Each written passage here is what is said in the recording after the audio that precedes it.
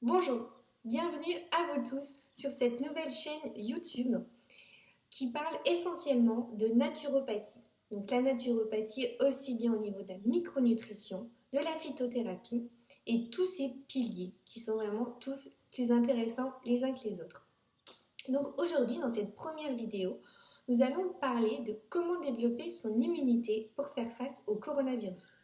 Vraiment, on en entend parler énormément en ce moment, donc c'est vraiment intéressant de voir comment en micronutrition et en phytothérapie, on peut aider. Donc aujourd'hui, nous verrons essentiellement la micronutrition et la deuxième vidéo sera sur la phytothérapie.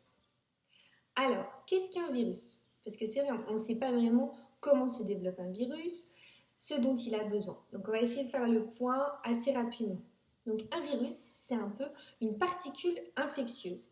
Il n'est pas considéré comme faisant partie du vivant, parce qu'il ne peut pas se répliquer seul. Il n'a vraiment pas besoin d'une cellule hôte. De là, une fois qu'il aura parasité cette cellule va se multiplier et ainsi multiplier le programme génétique du virus. Et de là, il va vraiment se reproduire dans tout notre organisme et va pouvoir migrer un petit peu partout. Donc, quels sont les différents signes cliniques en cas de Covid-19? Donc, un des signes, ça va être la fièvre, qui, selon les cas, peut apparaître après le début de l'infection, dans les jours qui suivent. Ce qu'il faut savoir, c'est que la fièvre, au départ, elle est positive. Bah oui, elle indique que notre système immunitaire se défend contre un agent pathogène, et donc là, le virus.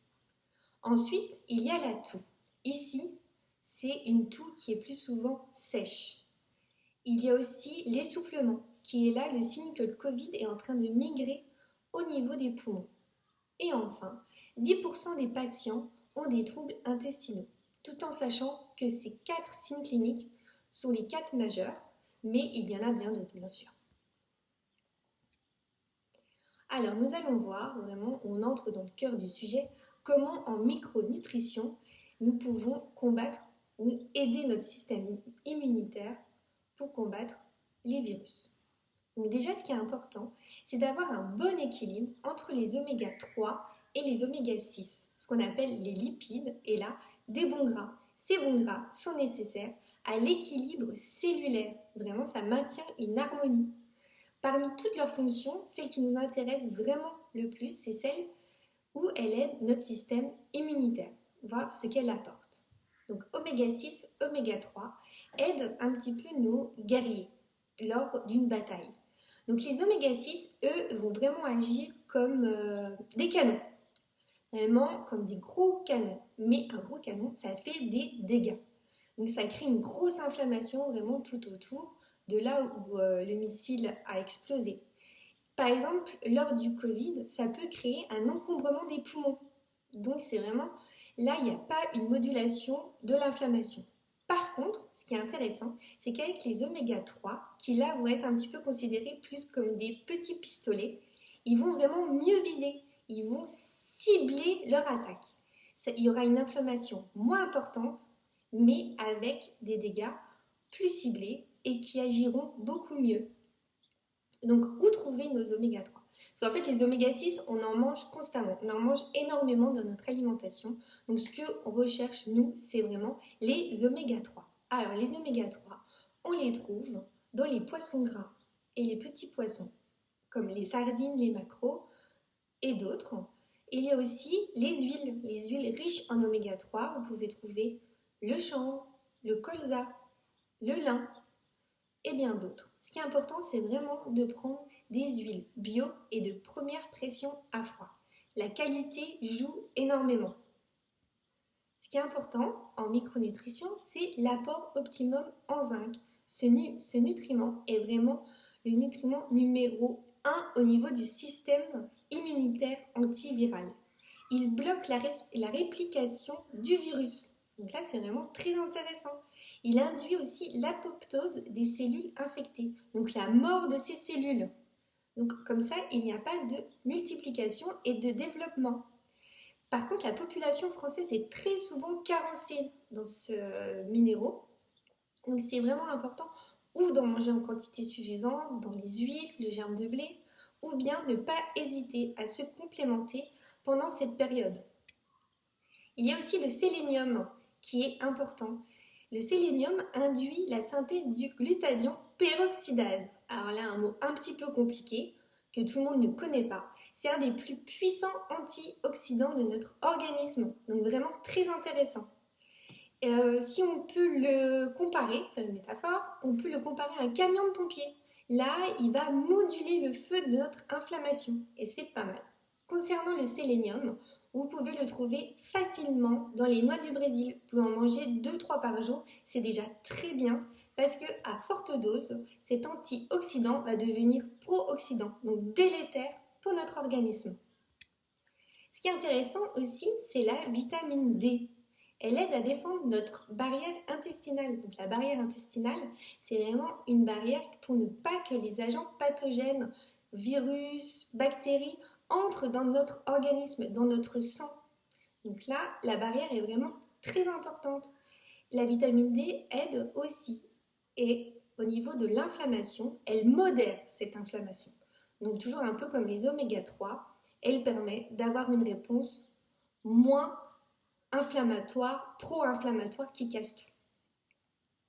La vitamine D est synthétisée par le soleil. Donc en été, c'est bien, on en a suffisamment. Par contre, tout le restant de l'année, il est vraiment primordial de se complémenter. Donc là, c'est vraiment très important au niveau immunitaire. La vitamine E aussi est vraiment très intéressante parce qu'elle agit comme un protecteur de la membrane des globules blancs. On la trouve dans l'huile de colza, l'huile de lin, soja, les noix. Donc là, il ne faut pas hésiter à en consommer. La vitamine A aussi est vraiment très intéressante. Elle régule l'entrée des virus grâce à une muqueuse imperméable aux pathogènes. En fait, elle aide à avoir une bonne muqueuse au niveau de la barrière intestinale, de notre paroi. Et là, c'est vraiment très important aussi. On la trouve dans les patates douces, le beurre, les carottes et bien sûr l'huile de foie de morue qu'on aime tous. Ce qui est intéressant aussi, c'est l'apport en cuivre. Parce que le cuivre participe à un bon système immunitaire en aidant les macrophages, donc vraiment ces guerriers qui vont se battre au front. On le trouve au niveau des abats, des fruits à coque et du cacao. Ça, c'est pas mal.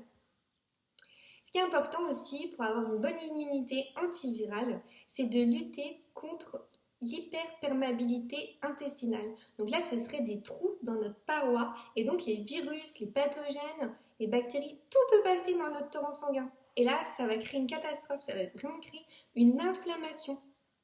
Donc ce qui est bien, c'est d'avoir une barrière vraiment optimum. Pour aider à la cicatrisation, nous allons consommer de la glutamine, vraiment un acide aminé très important pour notre barrière intestinale. La glutamine assure aussi la prolifération des lymphocytes.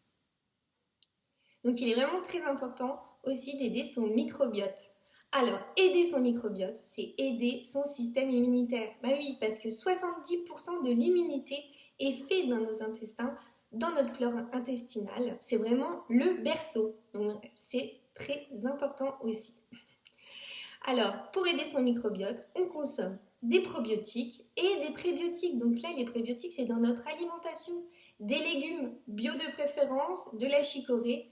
Et la liste est assez longue. Et ce qui est important aussi, c'est de mastiquer. Pour bien digérer, pensez à mastiquer. Notre système digestif commence dans la bouche. Mastiquer et ainsi, tous les petits composants seront beaucoup mieux digérés et assimilés par notre organisme et nous aurons ainsi une absorption optimum. Le stress aussi, il faut vraiment y penser. En période de confinement, de peur d'attraper ce virus, la peur pour les autres, et puis rester enfermé chez soi, les enfants qui sont un petit peu partout, qui jouent, qui sont un petit peu turbulents parce qu'ils ne peuvent pas sortir, il faut y penser. Le stress joue sur notre immunité et fait baisser notre immunité. Alors, pour essayer d'y pallier, qu'est-ce qu'il y a de mieux? De rire. Riez, profitez de la vie. Pour une fois, on est chez nous, on n'a rien à faire de spécial, alors profitez, peut-être méditez. Tous les projets que vous avez remis à plus tard, Pensez à vous, c'est le moment de se centrer sur soi-même. C'est très important pour vous et pour votre bien-être. Alors pensez surtout à rire et profiter. Voilà pour mes premiers conseils en micronutrition. Nous verrons donc dans la prochaine vidéo les conseils en phytothérapie. Et d'ici là, profitez et riez. À bientôt!